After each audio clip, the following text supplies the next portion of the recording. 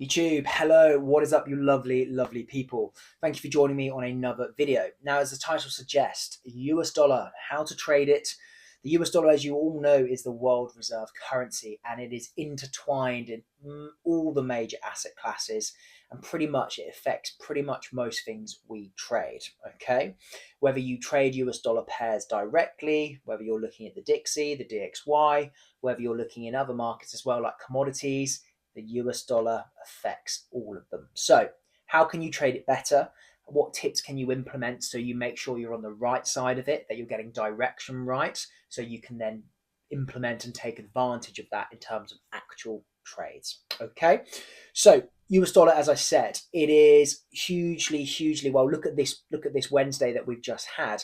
It's the 4th of April today, 2025. So on the 2nd of April, it was Wednesday evening for us UK traders. It was 9 p.m. in the UK, with Trump's further tariffs and policy announcements. And as you can see, if you looked across all the markets and all the different currency pairs as well, even the non-US dollar ones, we saw a complete frenzy across the markets for an hour or two in terms of volatility, which was to be expected, of course, but you can just see the ripple effect it has.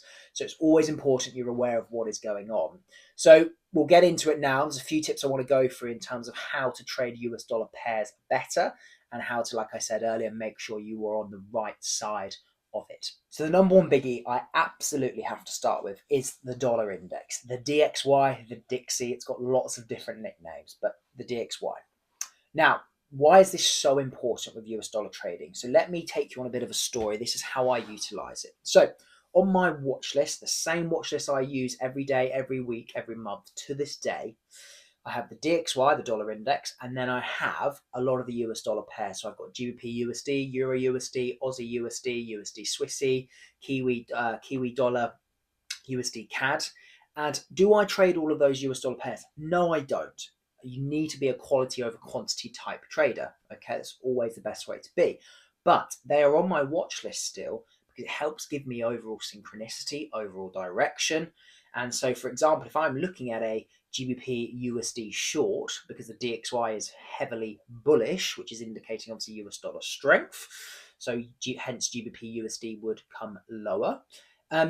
If I then see across the rest of the board, though, the US dollar pairs aren't favouring that same bias, or there's a lot of choppiness, then I actually end up sitting on my hands and not taking the trade. And that tends to be the right decision more often than not. So the key thing with the DXY is you've got to get, I see, and this is why it's such a shame out there, because too many people who are trying to educate out there say, start with your higher time frame analysis on the 4 hour. And I go, what? The 4 hour? No. You have to be so much higher than that. The 4 hour, it is trustworthy, don't get me wrong, but it can still show uncertainty at times, and it can still be quite choppy at times. So with the DXY, I'm looking at the monthly, the weekly, the daily. If they are all in sync, brilliant. But if the weekly and the daily and the 4 hour are in sync, so let's say they're all bullish, then brilliant. That is the first step. I can then know I'm looking for US dollar strength across then the individual pairs. Sometimes the monthly won't be in sync with the weekly, daily, and 4 hour because obviously every monthly candle takes a month to print. So it can obviously be quite laggy and quite slow to then break trend or break structure. So I'm still aware of the monthly, but primarily if the weekly, the daily, and the 4 hour are all in sync, brilliant. You've done the hard bit already. We can then drop down and say, let's use GBP USD, cable again. If we know we're very bullish on the DXY, we're very bullish on that US dollar sentiment, then we know we're only going to be looking for shorts on GBP USD. It's then just, for me personally, in my strategy, it's then just dropping down to the 4 hour, seeing if we can establish then a highly confluenced, highly probable area of interest, obviously looking for shorts in this instance. So looking to short from highly probable lower high areas of interest. So we get the better risk to reward, and so on and so on and so on. Okay, so the DXY is a huge tool in my arsenal. I use it all the time. And as long as you're sticking with those higher time frames, and I don't just mean for your bias and your analysis, but me personally trading off higher time frames as well. So the 4 hour, for example, you put probability in your favor so much more than even just trading the 30-minute or the 15-minute. And this is why so many lower time frame traders get caught out. Most of the people that end up coming to me and working with me on the one-to-one mentorship are lower time frame traders because they have been struggling for years and years and years. And I mean that. I have people that come to me after 4 or 5 years of thinking that lower time frames are the way to go. And it will work for some people, but it's a small percentage. Higher time frames, they're so much more trustworthy, so much more cleaner, so much more clarity. It just means, yes, more patience is needed, but being an incredibly patient person is a fantastic quality that makes a very good, successful trader. Trust me. Okay, so the DXY needs to be in your watch list if you are trading any form of US dollar pair. Now, my next point I kind of alluded to earlier in terms of I have many US dollar pairs on my watch list, but it doesn't mean that I trade all of them. So what I mean by that is GBP USD could be looking brilliant. Let's keep that as the example for this video.